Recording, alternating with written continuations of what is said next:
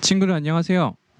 오늘은 우리가 7과 마음을 새롭게 해 변화를 받아요를 진행하도록 하겠습니다.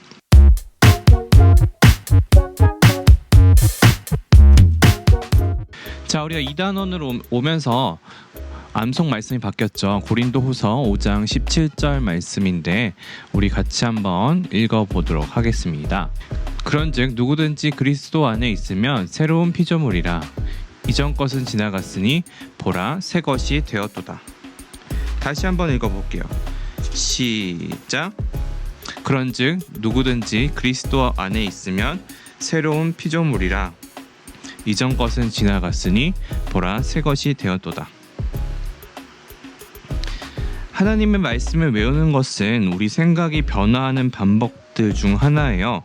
모든 예수님을 믿는 그리스도인들은 새로운 피조물이에요. 누가 우리를 그렇게 변화시키시나요? 성령 하나님이 하나님의 영광을 위해 우리가 예수님을 닮아가도록 변화시키세요. 우리 성경 읽기를 하는데 이번 주는 로마서 12장 1절에서 8절 말씀을 읽도록 하겠습니다.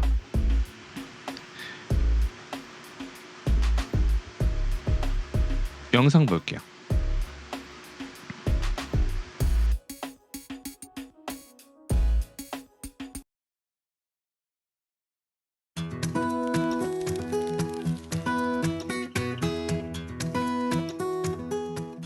바울은 초대교회의 선교사이자 선생이었어요.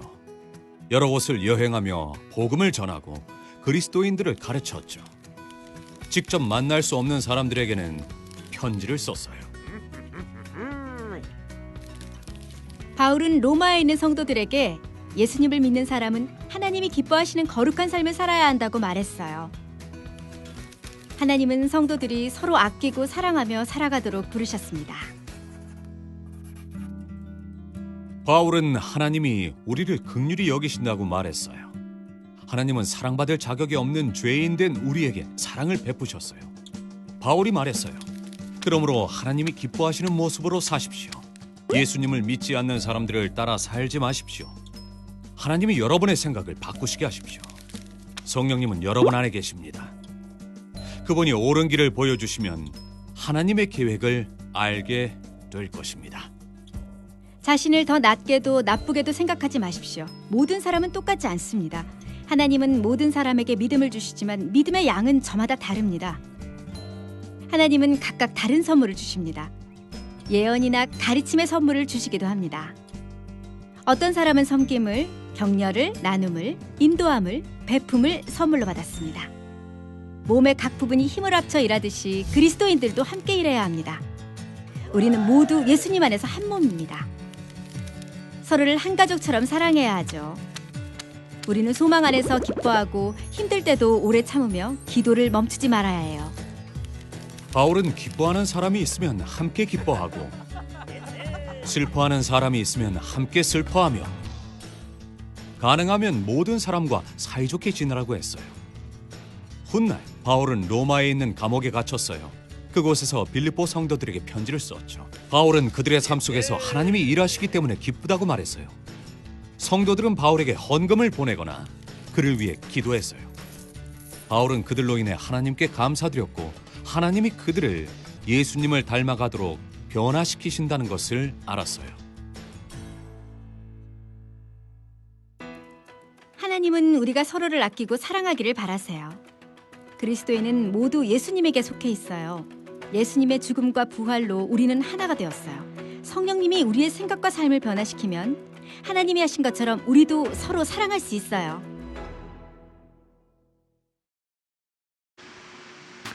자, 우리 바로 탐험하기로 넘어가려고 하는데요. 지금 보면 각 그림을 보고 그림에 맞는 끝말을 읽기를 하게 될 거예요. 처음에 지금 저기 죽어있는 나무가 있잖아요. 식물이 있어서 그래서 죽음으로 시작하는데 거기에 따라서 밑에 나오는 그림과 그리고 끝말 읽기를 맞춰서 그 음으로 시작하는 첫 단어 이렇게 해서 맨 마지막에 무엇이 오는지를 한번 해보도록 해요. 시간을 줄게요.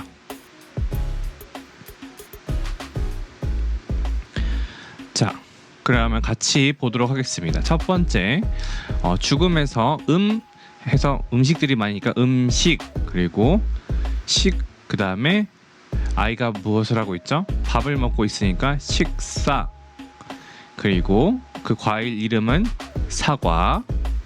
네, 과학이 될 것 같아요. 그 다음에 학교를 다니는 친구들이니까 학생, 그리고 죽음과 반대되는 낱말로 나타나는 것은 생명. 친구들, 변화되다라는 말은 무슨 뜻일까요? 변화는 사물의 성질, 모양, 상태가 바뀌어 달라진다는 의미를 가지고 있어요. 우리가 예수님을 믿고 이전과 다른 행동을 보인다면 누군가 우리에게 이전과 매우 달라졌다라고 말할 거예요. 실제로 죄인이었던 우리는 예수님을 믿고 변화되었죠. 누가 우리를 거룩하게 변화시키시나요?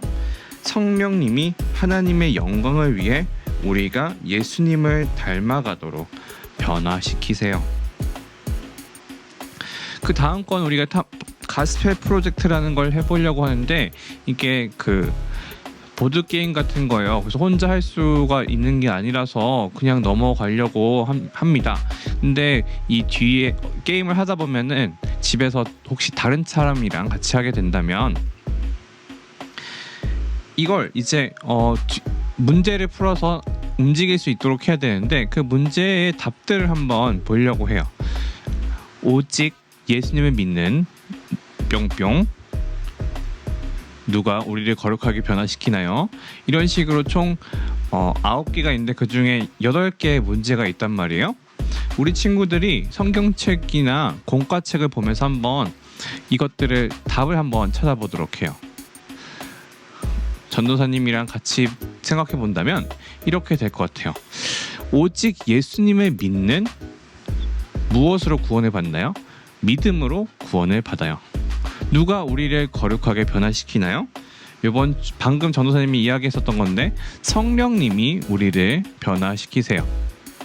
하나님이 점심값줄을 3개 이상 말해보라는데 어떤 것들이 있느냐? 진리의 띠, 의의 호심경, 믿음의 방패, 구원의 투구, 성령의 검과 같은 것들이 있어요. 그 중에서 3개만 이야기하면 되겠죠. 바울은 그리스도인은 뿅뿅뿅을 믿는 믿음으로 하나가 되어야 한다고 말했어요. 예수님을 믿는 믿음이 있어야 된다. 우리 바로 위에 칸에 오직 예수님을 믿는 믿음으로 구원을 받는다는 것처럼 예수님을 믿는 믿음으로 하나가 되어야 된다 또 말한 거예요. 요한은 서로 무엇을 해야 된다고 말했나요? 사랑을 해야 한다. 그리고 9가지 성령의 열매, 9가지 설명의 열매는 사랑과 희락과 화평과 오래 참음과 자비와 양성과 충성과 온유와 절제니라는 말씀이 성경에 있거든요. 이렇게 총 9가지가 되도록 하겠습니다. 그 다음에 나사로에 나오너라에서 하나님은 왜 우리가 순종하기를 바라시나요? 우리가 순종하는 이유는 하나님의 사랑에 대한 우리의 응답이 우리의 순종이기 때문이에요. 내가 하나님을 사랑한다는 것을 보여주는 것이 순종의 방법이라는 거죠. 마지막 뿅뿅뿅은 사람을 차별하여 대하지 말라고 말했어요. 는 야고보입니다. 그래서 우리가 야고보서를 통해서 차별에 대해서 이야기를 했었죠. 이제 보물상자 나만의 기록장을 하겠습니다. 우리 친구들이 어떻게 생각하는지를 한번 이야기해 주세요. 이야기해 본다기보다는 적어서 사진을 찍어서 보내주세요. 이것이 이번 주에 미션이 되도록 하겠습니다. 하나님은 우리가 서로 아끼고 사랑하고 교제하기를 바라세요. 하나님은 우리에게 각각 다른 선물을 주셨는데 예언, 가르침, 섬김, 위로의 능력을 선물로 주셨어요. 우리는 서로 다르지만 하나가 되어 공동체를 이루어가요. 내가 갖지 못한 것을 다른 친구가 가졌다고 슬퍼할 필요가 전혀 없어요. 우리는 모두 예수님 안에서 한 몸이기 때문이에요. 또한 하나님은 계속해서 우리를 변화시키세요. 성령님이 하나님의 영광을 위해 우리가 예수님을 닮아가도록 변화시키시기 때문이에요. 그렇기 때문에 우리가 서로 아끼고 사랑하고 교제함을 통해서 또 하나님을 사랑함을 통해서 변화되기를 소망합니다. 그럼 우리 기도로 마치도록 하겠습니다. 시작. 우리를 사랑하셔서 예수님을 보내주시고 성령님의 능력으로 예수님을 닮아가게 해주셔서 감사합니다. 하나님은 우리가 서로 아끼고 사랑하며 교제하기를 바라신다는 것을 배웠습니다. 언제 어디서나 하나님의 말씀에 순종하며 살아가도록 인도해 주세요. 예수님의 이름으로 기도합니다. 아멘. 자, 우리 친구들 이것으로 우리가 공과를 마치도록 하겠는데 우리 이제 7월 25일부터 여름 성경학교가 진행된단 말이에요.